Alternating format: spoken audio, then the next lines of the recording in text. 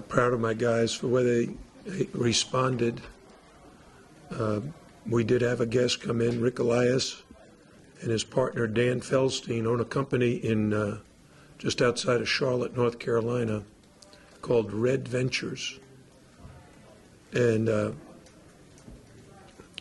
the last 9 years, we've gotten to know those guys very, very well. And when we visited Charlotte, we actually practiced one day at Red Ventures. And then we had a team dinner, and Rick Elias spoke to the team then, and I thought his message was terrific. He texted me yesterday saying he'd be in town at the game, and would I like him to speak again. He thought he could give the players a very good message. And at this time of year, the players are so tired of hearing from me and the coaches about the same things. We thought it would be a good idea to give Rick a chance to talk to him, because these guys on the team all know him because he's one of our fantasy campers. So they've been able to get to know him and know how successful he is. He's a gentleman who grew up in Puerto Rico. His first language was Spanish. He went to Boston College when he could hardly speak a word of English. He ended up not only graduating from Boston College, but being accepted into Harvard Business School. He's quite a successful person.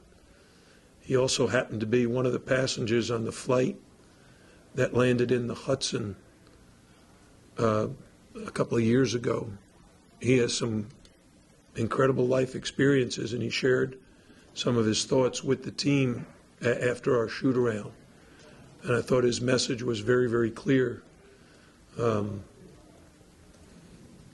These opportunities only come along once in a lifetime. This one season, these games, and you got to be prepared to be at your best.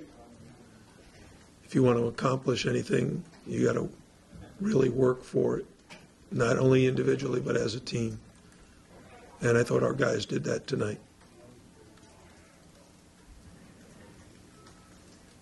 How critical has what Tanya's doing right now? I know guards tend to get a lot of attention, of course, but 15 points, 15 rebounds.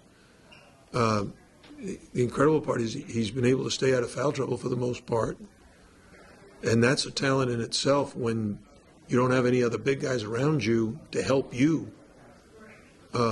So he's done a great job, and I thought tonight the way we were being defended, he ended up being the open man near the basket probably a half a dozen times and was able to get some easy buckets.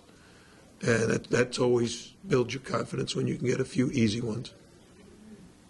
Coach, in that heated situation there with 12:37 left, what got you so turned?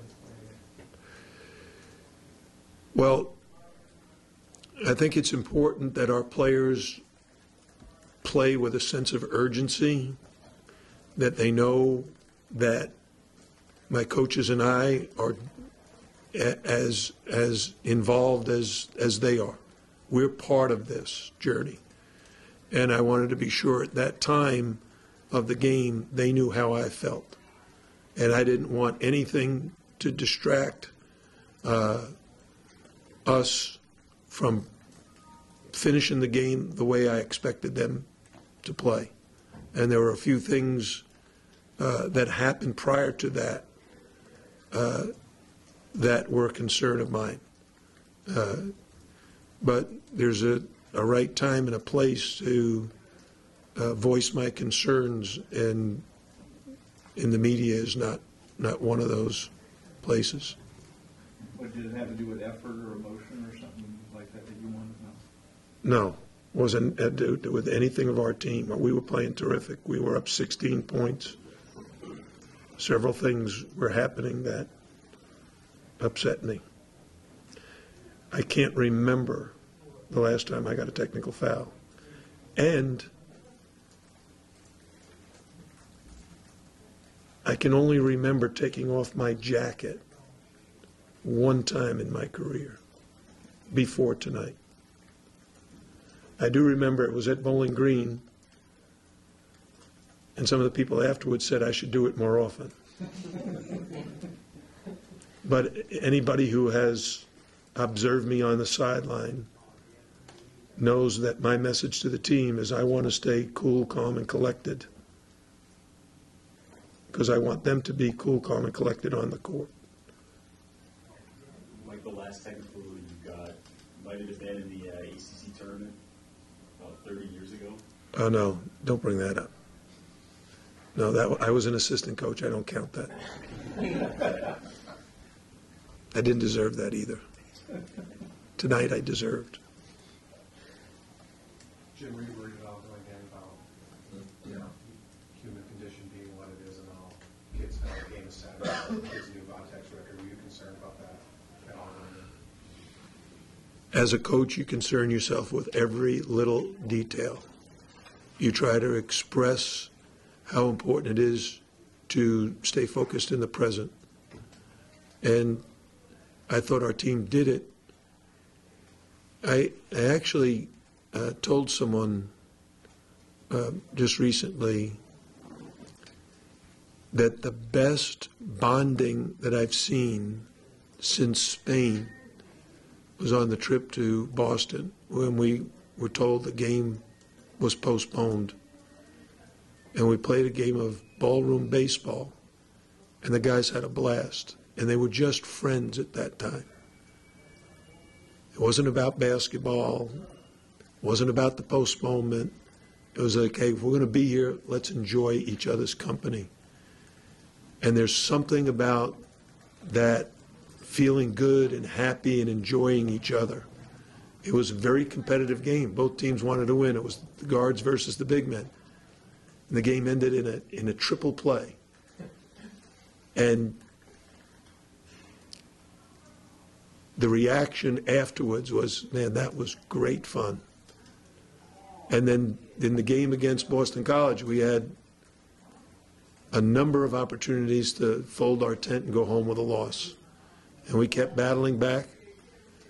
And I told the team afterwards, it's really about perseverance, overcoming adversity, every opponent, every game, new challenges.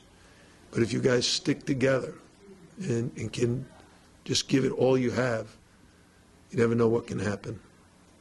I know this would be your hope, but do you believe that this team's best ball is Say that again? I know this would be your hope, but do you believe that this team's best ball is still out there, is still ahead of it? There's no question in my mind that we can play better.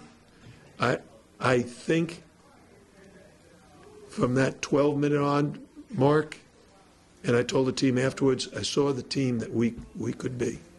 Our defense, our switching of the ball screens, we've struggled with ball screen defense, and the guys called out the switches, didn't let them get off the shots that they normally get. We shared the ball on offense. We ran the floor and got some easy baskets. Sheldon's lob, Angel's layup, Tanya's dunk. Those are all the things we've been trying to emphasize that we're capable of doing, and we do sporadically. But the better teams do them consistently.